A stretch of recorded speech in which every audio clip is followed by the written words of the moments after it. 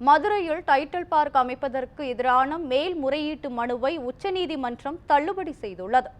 மதுரையில் title park அமைப்பதை எதிர்த்து நீர்நிலைகள் மற்றும் சுற்றுச்சூழல் பாதுகாப்பு நலசங்க தலைவர் மயில்சாமி சென்னை உயர்நீதிமன்ற மதுரை அமர்வில் வழக்கு தொடர்ந்திருந்தார்.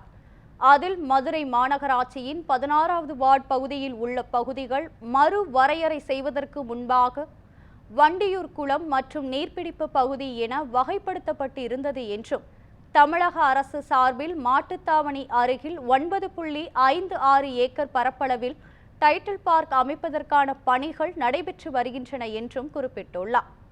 இந்த நிலம் வண்டியூர் குளம் என்றே வருவாய் ஆவணங்களில் உள்ளதால் டைட்டில் பார்க் கட்டடம் கட்ட அனுமதிக்க கூடாது என்று கூறி டைட்டில் பார்க் கட்டுமான பணிகளுக்கு தடை விதிக்க கோரியிருந்தார்.